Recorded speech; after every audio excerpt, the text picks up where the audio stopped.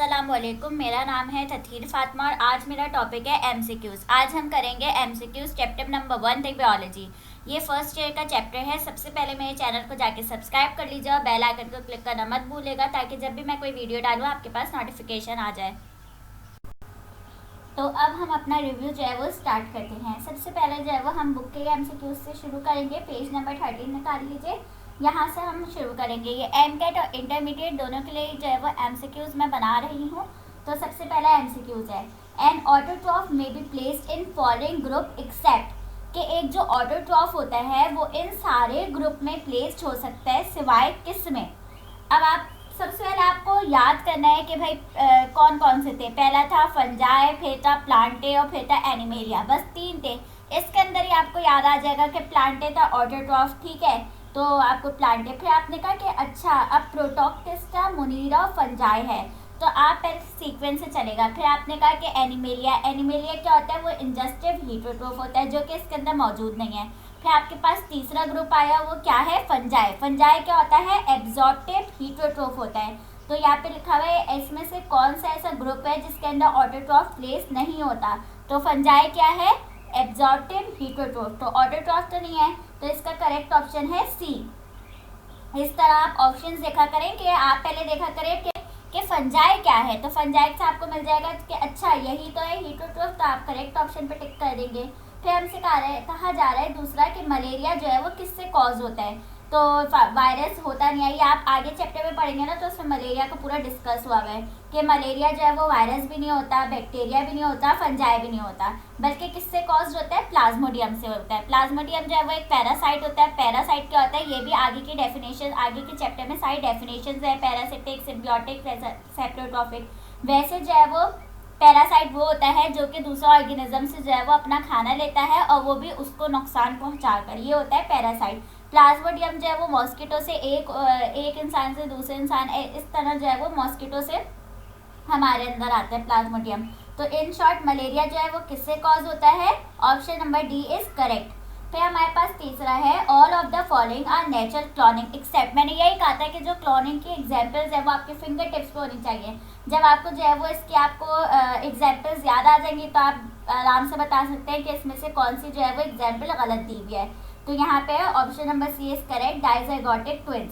फिर हमारे पास है 4, पेनिसिलिन जो है वो किसने डिस्कवर किया था। ये भी बुक में एज इट इज लाइन लिखी हुई है कि 3 लोगों ने किया था, फ्लेमिंग, फ्लोरे और चेन। तो उसमें से एक का नाम आपको दिया हुआ है, फ्लेमिंग। तो option number A is correct. फिर हमारे पास 5th वन है कि माइक्रो ऑर्गेनिजम्स जो है वो स्टडी किए गए थे। अच्छा, माइक्रो ऑर्गेनिजम्स की बात आ गई तो मैंने आपको बताया था कि आपको जो है वो सामने आपको एक हिंट दे दी गई होगी। तो माइक्रो ऑर्गेनिजम्स जो है वो बायोलॉजी की किस ब्रांच के अंदर स्टडी होता है, माइक्रोबायोलॉजी के अंदर। तो option number C is correct. फिर हमारे पास 6th वन है कि हाइड्रोपोनिक्स। ये भी मैंने आपको अंडरलाइन करवाई थी, हाईलाइट करवाई थी लाइन, और मैंने कहा था ये एज इट इज आपके पास आ जाएगी, उससे एमसीक्यूज आया हुआ होगा, वो याद देख लें कि हाइड्रोपोनिक्स जो है वो साइंस है जिसके अंदर टेरेस्ट्रियल प्लांट्स को ग्रो किया जाता है, लेकिन किस सोल्यूशन के अंदर, कहाँ किया जाता है, तो होता है एरेटेड सोल्यूशन। तो option number D is correct. इसके अंदर जो है वो इस तरह से आप बस बुक को रीड कर लें, समझ लें, तो आप एमसीक्यूज आराम से सॉल्व करते जाएंगे। अब हमारे पास पेज नंबर 14 पे 7th एमसीक्यूज है, industrialisation and over population has increase. ये भी एज इट इज़ हमारी बुक के अंदर पेज नंबर 11 पर अगर आप देखें तो यहाँ पर लिखा हुआ है कि pollution has been the biggest problem of man for many years. फिर आपको इसी के नीचे इसी पैराग्राफ के जो है वो 3rd लाइन में दिखेगा कि किस वजह से होती है, with the increase in human population and industrialisation. तो as it is page number 11 पे वही बात लिखी हुई है। तो यहाँ पर भी हमारा हमसे यही पूछा जा रहा है कि इंडस्ट्रियलाइजेशन और ओवर पॉपुलेशन जो है वो इंक्रीज होती है, किस वजह से जो है वो इंक्रीज होता है, पॉल्यूशन की वजह से इंक्रीज होता है। तो इसमें जो है वो option number A is correct. फिर हमारे पास 8 एमसीक्यूज है, different communities group together to form. अच्छा, कम्युनिटीज जो है वो ग्रुप टुगेदर होती है और क्या बनाती हैं, इकोसिस्टम बनाती हैं। फिर हमारे पास 9th वन है, इसके अंदर क्या था, ऑप्शन नंबर सी जो है वो करेक्ट था। फिर हमारे पास 9th एमसीक्यूज है, लाइफ इमर्जेस। हमारी जिंदगी जो है वो किसके ऊपर बेस होती है, सेल के ऊपर बेस होती है। ऑर्गन का वो जो अंदर होते हैं उसको ऑर्गेनिज कहते हैं। पानी पर बेस नहीं हो सकती। एटम तो खुद पार्ट है एलिमेंट का, तो सेल के ऊपर बेस होती है। इसमें क्या है, ऑप्शन नंबर बी करेक्ट है। फिर हमारे पास आखिरी एमसीक्यूज है, crop rotation is one of the effective method to eradicate. ये जो आखिरी हमारे पास बिल्कुल हेडिंग थी पेज नंबर 12 पर, इसमें मैंने सिर्फ एक ही लाइन करवाई थी कि यहाँ पे इससे एमसीक्यूज बनता है कि थ्रू क्रॉप रोटेशन, ये मैंने हाईलाइट करवाई हुई है, इसलिए आपको दिख रही होगी। The chances of establishing particular parasitic weed affecting that crop is reduce. तो इसमें क्या है, इसके अंदर जो है वो ऑप्शन नंबर बी करेक्ट है, पैरासाइट। इस तरह से जो है वो एमसीक्यूज बनकर आते हैं। बस आपने बुक समझ ली होनी चाहिए, हर टॉपिक को जो है वो क्लियर करना चाहिए, कॉन्सेप्ट क्लियर होने चाहिए, और आप आराम से अपने एमसीक्यूज को जो है वो सॉल्व कर सकते हैं। अब हमारे पास जो है वो ये कुछ एमसीक्यूज दिए हुए हैं, ये आप बहुत आसान है, इसको भी आसानी से सॉल्व कर लेंगे। नंबर 1 में लिखा हुआ है all living organisms are classified into. कितने ग्रुप्स में जो है वो लिविंग ऑर्गेनिजम्स को क्लासिफाई किया था। मॉडर्न सिस्टम के हवाले से पूछा जा रहा है। अगर ये ओल्ड सिस्टम के हवाले से पूछा जाता है तो यहाँ पे लिखा हुआ होता, या फिर यहाँ पे 2 ऑप्शन दिया हुआ होता है कि 2 किंगडम्स होते हैं। तो यहाँ पे ऑप्शंस में क्या है, 5 किंगडम्स है। तो इसमें आपको ऑप्शन नंबर सी जो है वो करेक्ट है। कौन कौन से थे, प्रोटोक्टिस्टा, प्रोकैरियोट, फंजाई, प्लांटे और एनिमेलिया। फिर हमारे पास सेकेंड एमसीक्यूज है, all organisms with incomplete nucleus are included in the kingdom. अच्छा, मैंने आपको इनकम्प्लीट न्यूक्लियस एक किंगडम पे लिखवाया था, वो कौन सा था, वो था किंगडम प्रोकैरियोट या फिर किंगडम मोनीरा। ऑप्शन नंबर 20 के अंदर करेक्ट है। और फिर हमारे पास थर्ड एमसीक्यूज है, bacteria and cyanobacteria are included in. तो बैक्टीरिया और सियानोबैक्टीरिया कौन होते हैं, यूनिसेलुलर ऑर्गेनिजम्स होते हैं। और ये किसके अंदर इंक्लूड है, ये प्रोकैरियोट के अंदर इंक्लूडेड है, या प्रोकैरियोट का दूसरा नाम है मोनीरा। तो मैंने यही कहा था कि आपको एक किंगडम का जो दूसरा नाम लिखा हुआ है वो भी आपको पता होना चाहिए, क्योंकि देख लें यहाँ पे प्रोकैरियोट नहीं दिया हुआ है, यहाँ पे बार बार जो है वो मोनीरा दिया हुआ है। तो इसका ऑप्शन नंबर ए जो है वो करेक्ट है। फिर हमारे पास फोर्थ वन दिया हुआ है कि सारे के सारे multi cellular eukaryotic and chlorophyllous living organisms are included in. Chlorophyllous आ गया, तो आप देख लें कि एनिमेलिया में क्लोरोफिलस आप डायरेक्ट बता दें कि इसमें से होता है किसमें, आपको सामने ऑप्शन में दिख जाएगा कि प्लांट में होता है, तो ऑप्शन नंबर सी पे आप टिक कर देगा। मल्टी सेलुलर यूकैरियोटिक और क्लोरोफिलस तो वही होता है, बाकी सब तो नॉन क्लोरोफिलस होते हैं। फिर हमारे पास 5 पे दिया हुआ है कि all multi cellular eukaryotic non chlorophyllous organisms. तो जो नॉन क्लोरोफिलस ऑर्गेनिजम्स होते हैं वो कौन से होते हैं, एनिमेलिया होते हैं। प्लांटे जो है वो क्लोरोफिलस होता है, मल्टी सेलुलर होता है और यूकैरियोटिक होता है। मोनीरा क्या था, मोनीरा जो है वो यूनिसेलुलर था, इसलिए इसको तो हटा ही दिया हमने। और प्रोटिस्टा कौन सा था, यूनिसेलुलर यूकैरियोटिक था, इसलिए हमने इसको भी हटा दिया। फिर हमारे पास दोनों फोर वाले एमसीक्यूज में भी और 5th एमसीक्यूज में भी सिर्फ 2 ऑप्शंस में से ही हमें जो है वो कोई एक चूज करना था, या प्लांटे या एनिमेलिया।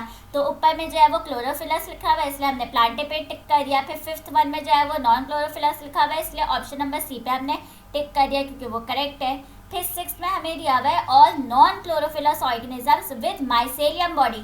ये फंजाई में जो है वो, अगर आप फंजाई की हेडिंग को रीड करें तो उसके अंदर आपके पास लिखा हुआ है, एक सेकंड में आपको बता रही हूँ। फंजाई का अगर आप पेज नंबर 3 निकाल के देखें तो इसके अंदर जो है वो आपको पता चलेगा कि मल्टी सेलुलर होते हैं, नॉन क्लोरोफिलस होता है। इसके ऊपर एक चीज़ लिख ले, माइसेलियम बॉडी होती है, इसके ऊपर आप माइसेलियम बॉडी लिख लें, या आप आगे जब किंगडम फंजाई का चैप्टर पढ़ेंगे तो उसके अंदर आपको पता चलेगा कि माइसेलियम बॉडी होती है, ठीक है। तो आप इसके ऊपर जो है वो एक माइसेलियम बॉडी का की पॉइंट लिख लें। तो नॉन क्लोरोफिलस होते हैं, और सबसे बड़ा की पॉइंट यहाँ पे ये दिया हुआ है कि माइसेलियम बॉडी होती है। तो इसमें कौन सा ऑप्शन करेक्ट है, बी करेक्ट है, फंजाई के पास होती है माइसेलियम बॉडी। फिर 7th एमसीक्यूज में दिया हुआ है the branch of biological science which deals with the structure and function of molecules is called. जो कि किसके स्ट्रक्चर और फंक्शन के साथ डील करता है, मॉलिक्यूल्स के स्ट्रक्चर और फंक्शन के साथ। ये मैंने आपको हाईलाइट करवाया था कि जहाँ पर मॉलिक्यूल्स की बात आ जाए वहाँ पे आप कौन से ऑप्शन पे टिक करेंगे, मॉलिक्यूलर बियोलॉजी के ऊपर टिक करेंगे। तो 7th का ऑप्शन नंबर बी जो है वो करेक्ट है। फिर 8 में हमारे पास दिया हुआ है कि स्टडी ऑफ माइक्रो ऑर्गेनिजम्स, के माइक्रो ऑर्गेनिजम्स की स्टडी जो है वो किस ब्रांच में आती है। तो माइक्रो ऑर्गेनिजम्स दिया हुआ है तो डायरेक्टली माइक्रोबायोलॉजी पे टिक कर ले, क्योंकि मॉलिक्यूलर बियोलॉजी में तो मॉलिक्यूल्स की स्ट्रक्चर और फंक्शन की स्टडी होती है, पैरासिटोलॉजी में तो पैरासिटिक ऑर्गेनिजम्स की स्टडी होती है। नन ऑफ देम हो नहीं सकता क्योंकि हमारे सामने माइक्रोबायोलॉजी लिखा हुआ है, तो ऑप्शन नंबर बी जो है वो करेक्ट है। फिर हमारे पास लिखा हुआ है 9th MCQs the study of environment and it effects on organism is called. कि एनवायरनमेंट का स्टडी कह रहे हैं तो एनवायरमेंटल बियोलॉजी आएगा। याद करें कि एनवायरमेंटल बियोलॉजी का एक और नाम क्या होता है, इकोलॉजी होता है, और स्टडी आ रही है एनवायरनमेंट की, तो option number A is correct. अब बायोटेक्नोलॉजी क्यों नहीं है, क्योंकि इसके अंदर क्या हो रहा था, एक तो ये वेरी रिसेंट ब्रांच थी, दूसरा, ये जो प्रॉब्लम्स होते थे ये डेटा टेक्निक्स वगैरह से जो है वो उसका सोल्यूशन निकालता था। फिर मॉलिक्यूलर बायोलॉजी में मॉलिक्यूल्स के स्ट्रक्चर और फंक्शन की स्टडी के बारे में बोला जाता था। सोशल बायोलॉजी में सोशल इनहेरिटेंस की स्टडी के बारे में बोला जाता था। तो आपको पता चल गया कि एनवायरमेंटल बायोलॉजी इसका करेक्ट ऑप्शन है। फिर हमारे पास आखिरी दिया हुआ है कि study of life related to fresh water is called, कि ऐसी स्टडी जिससे रिलेट करता है फ्रेश वाटर से, तो उसकी स्टडी को हम क्या कहते हैं। पहले हम ए ऑप्शन देख लेते हैं, वही पैरासिटिक ऑर्गेनिजम्स की स्टडी को तो नहीं कह रहे। Microbiology study of micro organisms भी नहीं कहा जा रहा। मेरीन बायोलॉजी स्टडी ऑफ सी वगैरह या दरिया में रहने वाले जानवरों के बारे में भी नहीं कहा जा रहा, बल्कि कहा जा रहा है कि जो फ्रेश वाटर से रिलेट करते हैं उनकी स्टडी को क्या कहते हैं, तो फ्रेश वाटर बायोलॉजी कहते हैं। ऑप्शन नंबर सी जो है वो इसका करेक्ट। अब है हमारे पास 11th MCQs। 11th MCQs में दिया हुआ है the study of life related to sea and ocean, कि ऐसी ज़िंदगी जो कि दरिया और समंदर से रिलेट करती है उसको हम क्या कहते हैं। अब दरिया और समंदर में जो है वो खारा पानी होता है, तो यहाँ पे पहला ऑप्शन दिया हुआ है फ्रेश वाटर बायोलॉजी, तो हो ही नहीं सकता। अब है मॉलिक्यूलर बायोलॉजी, हमें ये तो नहीं कहा जा रहा है कि स्टडी ऑफ स्ट्रक्चर या फिर मॉलिक्यूल्स के फंक्शंस की स्टडी, नहीं ना, तो ये भी नहीं हो सकता। फिर हमारे पास डी ऑप्शन दिया हुआ है पैरासिटोलॉजी, पैरासिटिक ऑर्गेनिजम्स की स्टडी के बारे में थोड़ी ना बात हो रही है। मैरीन बायोलॉजी, हाँ, स्टडी जो है वो दरिया और समंदर के रिलेट करके ऐसी ज़िंदगी जो कि उससे रिलेट करती है उसके बारे में कहा जा रहा है, तो option number B is correct, marine biology. फिर हमारे पास 12th MCQs है the study of parasitic organisms की स्टडी कहा जा रहा है, तो फिर माइक्रोबायोलॉजी में तो माइक्रो ऑर्गेनिजम्स की होती है, मॉलिक्यूलर बायोलॉजी में स्ट्रक्चर और फंक्शंस होते हैं मॉलिक्यूल्स के, एनवायरमेंटल बायोलॉजी में एनवायरमेंट की स्टडी होती है। हाँ, पैरासिटोलॉजी के अंदर पैरासिटिक ऑर्गेनिजम्स की स्टडी होती है, तो इसके अंदर कौन सा ठीक ऑप्शन है, parasitology, option number B is correct. फिर 13th MCQs है the study of biological aspects of man regarding to evolution anatomy health physiology is called, कि ऐसी स्टडी जिसके अंदर इंसान के हवाले से उसके एवोल्यूशन एनाटॉमी हेल्थ फिजियोलॉजी के हवाले से स्टडी की जाए उसको हम कौन सी स्टडी का नाम देंगे। सोशल बायोलॉजी, सोशल इंटरेक्शंस के बारे में थोड़ी ना कह रहे हैं। एनवायरमेंटल बायोलॉजी, इकोलॉजी या एनवायरमेंट के स्टडी के बारे में थोड़ी ना कह रहे हैं। मॉलिक्यूलर बायोलॉजी, मॉलिक्यूल्स के स्ट्रक्चर और फंक्शन के बारे में भी नहीं कह रहे, ह्यूमन बायोलॉजी के बारे में कह रहे हैं, तो option number B is correct. फिर 14th MCQs है the study of social activities of animals within a population is called, कि भाई ये कहा जा रहा है कि सोशल एक्टिविटीज़ है एनिमल्स की एक ही पॉपुलेशन के अंदर उसकी स्टडी को, तो सोशल एक्टिविटीज़ कहा जा रहा है। ह्यूमन बायोलॉजी तो नहीं हो सकता क्योंकि सोशल एक्टिविटीज़ है, पैरासिटोलॉजी इसलिए नहीं हो सकता, पैरासिटिक ऑर्गेनिजम्स की बात नहीं है, एनवायरमेंटल बायोलॉजी इसलिए नहीं हो सकता क्योंकि एनवायरमेंटल वो एनवायरमेंट की स्टडी की बात नहीं है। हाँ, सोशल एक्टिविटीज़ की बात है इसलिए सोशल बायोलॉजी हो सकता है, तो option number B is correct. अगर आपको जो है वो समझ ना आ रहा हो कि मतलब आपने देखा और आपको पता चल गया कि हाँ सोशल बायोलॉजी करेक्ट ऑप्शन है, तो आप डायरेक्ट टिक कर दें। लेकिन आप देखें और आपको समझ में ना आए कि कौन सा ऑप्शन ठीक नहीं कौन सा ऑप्शन ठीक है, तो आप सारे ऑप्शंस को देखें और फिर सोचें कि अच्छा ह्यूमन बायोलॉजी किस लिए था, पैरासिटोलॉजी किस लिए था, एनवायरमेंटल बायोलॉजी किस लिए था, ये तीन याद आ गए तो automatically B is correct option. तो इस तरह भी आप सोच सकते हैं और इस तरह ठीक आंसर भी दे सकते हैं। अब 15th MCQs है the study of data and technology solution of problems, कि एक ऐसी स्टडी जिसके ज़रिए जो है वो प्रॉब्लम्स के सोल्यूशंस निकाले जाए, लेकिन वो किस टेक्निक से, डेटा को यूज़ करके या टेक्नोलॉजी को यूज़ करके निकाला जाए, तो उस स्टडी को हम क्या कहते हैं, उस स्टडी को हम क्या कहते हैं, बायोटेक्नोलॉजी कहते हैं। क्योंकि अगर आपने बायोटेक्नोलॉजी पे ठीक ऑप्शन याद आ गया तो करेक्ट ऑप्शन लगा दें, बाकी आप सबको सोच लगा याद नहीं आ रहा कि पैरासिटोलॉजी किस लिए था, ह्यूमन बायोलॉजी किस लिए था और सोशल बायोलॉजी किस लिए था। अब हमारे पास है 16th MCQs, a group of similar sales that perform a particular function is called, कि ग्रुप ऑफ सेल्स जो कि बनते हैं, जो कि मिलकर क्या बनाते हैं, बताएं कि सेल्स क्या बना रहे थे, फिर उससे आगे क्या बन रहा था, उससे आगे क्या बन रहा था, ये तो आपको याद होना चाहिए।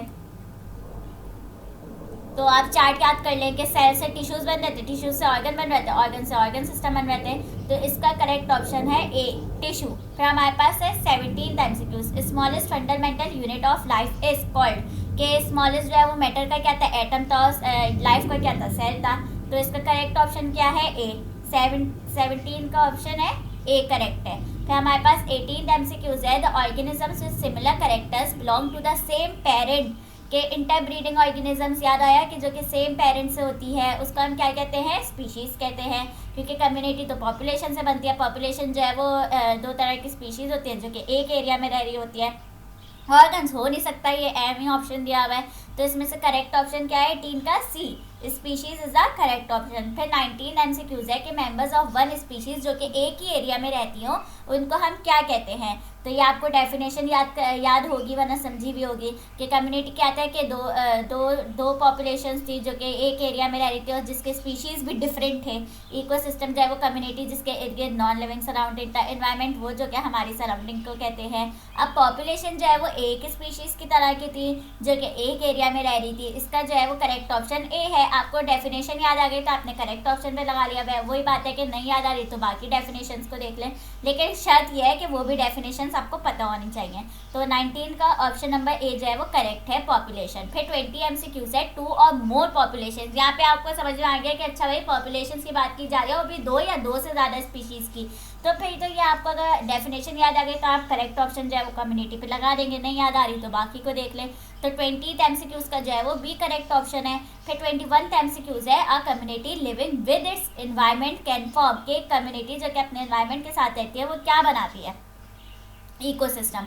बिल्कुल करेक्ट, बी ऑप्शन जो है वो बिल्कुल करेक्ट है। और फिर 22 एमसीक्यूज है अ पार्ट ऑफ अर्थ जहाँ पे लिविंग और नॉन लिविंग सराउंडिंग्स भी प्रेजेंट होती है। उसका हमने ये डेफिनेशन पढ़ी थी, इसमें मैंने आपको समझाया था कि ज़मीन का हिस्सा होता है जो कि लिविंग ऑर्गेनिज्म के पास होता है, लेकिन लिविंग और नॉन लिविंग कंपोनेंट्स भी उसके पास घिरे हुए होते हैं। तो वो कौन सा था, वो बायोस्फीयर था। पॉपुलेशन, स्पीशीज़ और ऑर्गन सिस्टम हो नहीं सकता क्योंकि इसकी डेफिनेशन हमें पता है कि स्पीशीज़ क्या होती हैं जो कि एक स्पीशी की इंटरब्रीडिंग ऑर्गेनिज्म करवाती है। पॉपुलेशन क्या होती है, एक स्पीशीज़ जो कि एक स्पीशीज़ जो कि एक ही एरिया में रह रही होती है उसको हम पॉपुलेशन कहते हैं। ऑर्गन सिस्टम हो नहीं सकता, ये एम ही दिया हुआ ऑप्शन। हाँ, तो फिर हमारे पास क्या ऑप्शन बचा, सी बचा। तो ऑप्शन नंबर सी जो है वो 22 एमसीक्यूज का बिल्कुल करेक्ट है, बायोस्फीयर। और फिर हमारे पास 23rd एमसीक्यूज है एन अनएजुकेटेड गैस। अच्छा, इसमें गैस की बात आ गई तो इसमें कौन सा हो गया, बायोलॉजिकल मेथड हो नहीं सकता, मॉडर्न सिस्टम हो नहीं सकता। और नन ऑफ देम कैसे होगा, क्योंकि जब हमारे पास हाइपोथेसिस तो लिखा हुआ है, हाइपोथेसिस ही तो होता है। तो फिर हमारे पास option number A is correct. Tentative statement का ये मतलब होता है कि अपना एक गैस देना,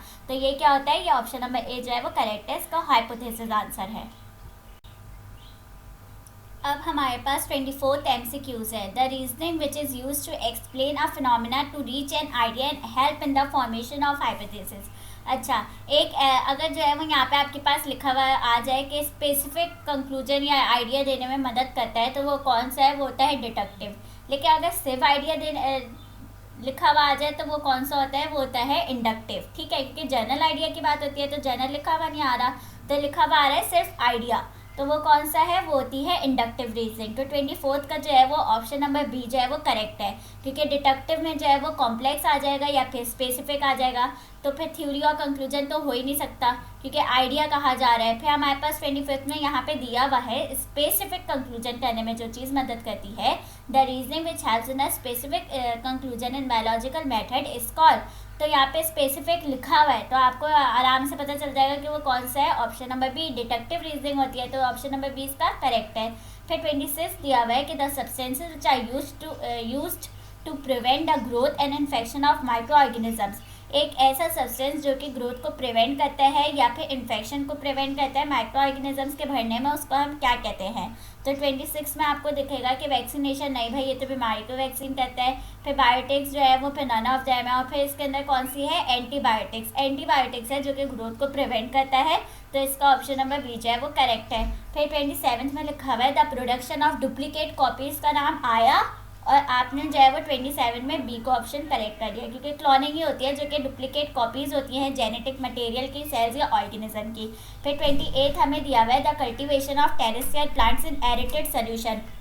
ये हमने पढ़ा था कि टेरेस्ट्रियल प्लांट जो कि एरेटेड सोल्यूशन में उगाया जाए उनको हम क्या कहते हैं, हाइड्रोपोनिक्स कहते हैं। ये आपके पास डेफिनेशन दी हुई है, पूछा जा रहा है कि ये किसकी डेफिनेशन है, तो आपको नाम दिए हुए हैं क्लोनिंग, कंजर्वेशन, इरोजन, तो ये हाइड्रोपोनिक्स की है। फिर हमारे पास 29th एमसीक्यूज है a sheep Dolly was cloned in, इसके अंदर ईयर पूछा हुआ है, ये इस पर भी मैंने आपको हाईलाइट करवाया था, तो वो कौन सा है, 1996 के जो शीप का डॉली क्लोन किया गया था वो कौन से ईयर में किया गया था, 1996 में किया गया था। फिर हमारे पास 30th एमसीक्यूज है कि पेनिसिलिन जो है वो किसने डिस्कवर किया था, तो 3 लोगों थे, फ्लेमिंग, फ्लोरेंस, जेन, जिसमें से एक का नाम दिया हुआ वो ऑप्शन नंबर सी में मौजूद है, फ्लेमिंग। तो 30th एमसीक्यूज का कौन सा ऑप्शन ठीक है, ऑप्शन नंबर सी जो है वो करेक्ट है। इस तरह से आप एमसीक्यूज आएंगे आपके पास। अब हमारे पास जो एमसीक्यूज हैं उसमें से पहला वाला यहाँ पे देखें कि रिगार्डिंग बायोलॉजी हमारे पास ये है कि बायोलॉजी के अंदर किस चीज़ की स्टडी की जाती है। तो सबसे पहले आपको बायोलॉजी की डेफिनेशन पता होनी चाहिए। बायो का मतलब होता है लाइफ और लॉजी का मतलब होता है डिस्कवर। तो लाइफ को डिस्कवर किया जाता है तो स्टडी भी किसकी की जाती होगी, जिंदगी की जाती होगी। तो ऑप्शन नंबर सी इसके अंदर जो है वो करेक्ट है, स्टडी ऑफ लाइफ। फिर हमारे पास सेकंड है कि not a branch of biology. इसमें से कौन सी ऐसी ब्रांच है जो कि बायोलॉजी की नहीं है। आपने पढ़ा हुआ है तो आप शायद ये सोचे कि जेनेटिक्स है जो कि ब्रांच नहीं है बायोलॉजी की, जबकि जो है वो जो भी चीज़ बायो से रिलेट करती है वो सारी की सारी जो है वो ब्रांचेस ही कहलाती हैं बायोलॉजी की। तो social biology, marine biology, molecular biology ये सारी तो ब्रांचेस होती हैं, लेकिन genetics is also the branch of biology, ये आप भूलेगा मत। तो इसलिए इसका ऑप्शन है नन ऑफ दीज। इसमें से ऐसा कोई भी नहीं है जो कि ना ब्रांच हो बायोलॉजी की।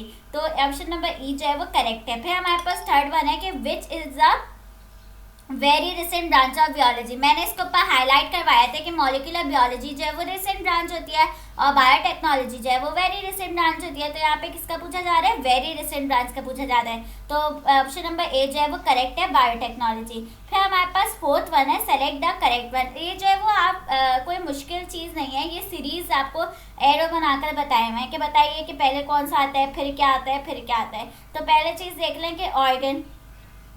टिश्यूज से जो है वो क्या बनता है, सेल से टिश्यूज बनते हैं, टिश्यूज से ऑर्गन बनता है। और फिर टिश्यूज से पहले क्या बनता था, सेल बनते थे, सेल बनते थे ना। तो पहला वाला देखें कि गलत हो गया, क्योंकि सेल के बाद टिश्यूज होता है, टिश्यूज के बाद ऑर्गन होता है और सेल से पहले स्पीशीज आना था। तो पहला वाला ऑप्शन इनकरेक्ट है। ये पहले वाले में ऐसे होना चाहिए था, स्पीशीज, सेल, टिश्यू, ऑर्गन। फिर हम बी वाला देखते हैं, लिखा हुआ है सेल ऑर्गेनल से ऑर्गन बनता है, ऑर्गन से पॉपुलेशन बनती है। नहीं, ऑर्गन से जो है वो ये भी इनकरेक्ट है। क्यों? क्योंकि जो है वो सेल ऑर्गेनल, ऑर्गन, स्पीशीज और फिर आता है पॉपुलेशन, क्योंकि पॉपुलेशन के अंदर ही तो स्पीशीज होती हैं। तो बी वाला भी इनकरेक्ट है। फिर हमारे पास थर्ड वन है कि सेल जो है वो बायोस्फीयर, कम्युनिटी, इकोसिस्टम। फिर जो है वो हमने कहा है कि पहले बायोस्फीयर होता है, फिर होती है कम्युनिटी, फिर होता है इकोसिस्टम, उससे सबसे पहले होता था सेल। तो ये भी इनकरेक्ट है। फिर अगर हम ऑप्शन नंबर डी देखें तो कम्युनिटी जो है वो किससे बनता है, स्पीशीज से बनता है, ये बिल्कुल करेक्ट है। स्पीशीज किससे बनता है, ऑर्गेनिज्म से बनता है, और ऑर्गेनिज्म जो है वो सेल ऑर्गेनल से बनता है। ये डी वाला अगर आप देखें तो ये बिल्कुल ठीक जा रहा है। ऑर्गेनल से ऑर्गेनिज्म, ऑर्गेनिज्म से स्पीशीज, स्पीशीज से कम्युनिटी। तो इसके अंदर कौन सी चीज़ करेक्ट है, ऑप्शन नंबर डी करेक्ट है। फिर हमारे पास दिया हुआ है फिफ्थ वन के एजुकेटेड गैस जो है वो क्या कहलाता है। गैस का मैंने पहले बता दिया था कि जो होता है वो क्या होता है, हाइपोथेसिस होता है। तो ऑप्शन नंबर बी इसके अंदर करेक्ट है। ये क्या, हाइपोथेसिस के बाद कंक्लूजन, थ्योरी और फिर लॉ आता है। तो फिर हाइपोथेसिस के अंदर ही तो गैस किया जाता है, तभी तो कंक्लूड होगा। फिर हमारे पास दिया हुआ है कि regarding cloning all are true except. आपको इसकी डेफिनेशन की एग्जांपल्स पता होनी चाहिए। तो उसके अंदर ट्रिपलेट भी बनते हैं, सेक्सुअल रिप्रोडक्शन भी होता है, टिश्यू रिजेनरेशन भी होता है, सिवाय एंटीबॉडीज के। तो ऑप्शन नंबर 20 का जो है वो करेक्ट है। फिर इस तरह के जो है वो एमसीक्यूज आते हैं। बस ये है कि आपको एग्जाम्पल्स वगैरह सब कुछ जो है वो याद होना चाहिए। अब हमारे पास दिया हुआ है कि जो हमारी लाइफ है वो किस फाउंडेशन के ऊपर बिल्ड हुई हुई होती है। तो आपको पता है कि केमिकल फाउंडेशन पे बिल्ड हुई हुई होती है। आपने ऑप्शन नंबर सी पर टिक कर दिया। फिर हमारे पास है माइक्रोबायोलॉजी डील्स विद, कि माइक्रोबायोलॉजी जो है वो किससे डील करती है, माइक्रो ऑर्गेनिज्म के साथ डील करती है। तो आप इस पर टिक कर देते हैं, लेकिन आपको हमेशा सारे ऑप्शन देखने चाहिए, वरना आपको इस एमसीक्यूज में नुकसान हो जाएगा इस तरह के जो आते हैं। क्योंकि यहाँ देखें, यहाँ पे लिखा हुआ है माइक्रो ऑर्गेनिज्म। माइक्रो ऑर्गेनिज्म में कौन कौन से होते हैं, बैक्टीरिया होता है, सियानोबैक्टीरिया होता है। तो यहाँ पे डी में आपको बैक्टीरिया भी दिखाई दे रहा है। तो माइक्रोबायोलॉजी जो है वो डील करती है माइक्रो ऑर्गेनिज्म से। माइक्रो ऑर्गेनिज्म कौन सा, बैक्टीरिया और सियानोबैक्टीरिया। यहाँ पे आपको बैक्टीरिया भी दिख रहा है, तो इसके अंदर बी और डी दोनों करेक्ट है। और आपको ऑप्शन नंबर ई में दिख भी रहा है कि बोथ बी एंड डी दिया हुआ है। तो इसके अंदर आएगा ऑप्शन नंबर ई जो है वो इसका करेक्ट होगा। इसलिए आप जो है वो सारे, आपको पता है कि कौन सा ठीक है, लेकिन अगर आप एक दफ़ा सारे ऑप्शंस को देख लेंगे तो आपको नुकसान होने से बच जाएंगे। फिर हमारे पास लिखा हुआ है कि 2 और मोर पॉपुलेशंस कंबाइंड टू फॉर्म, के 2 या 2 से ज़्यादा जो पॉपुलेशंस होती हैं वो एक एरिया में जो रह रही होती हैं वो मिलकर क्या बनाती हैं, वो बनाती हैं कम्युनिटी। फिर हमारे पास आखिरी दिया हुआ है कि ज़िंदगी को इस दुनिया में आए हुए कितना वक्त गुजर चुका है, कितना ऐसा गुजर चुका है। तो मैंने आपको मार्क करवाया था, बुक के अंदर मौजूद है 2.5 बिलियन ईयर्स अगो। तो ये इसका ऑप्शन क्या है, ऑप्शन नंबर डी जो है वो करेक्ट है। सबसे पहले आप लेक्चर्स को देखा करें।